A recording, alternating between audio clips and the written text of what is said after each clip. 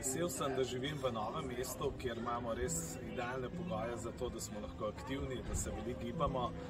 Tukaj je res možnost dostopa do številnih športov, predvsem pa imamo res naravne danosti za tek, za sprehajanje, za kolesarjenje in tudi druge športne površine.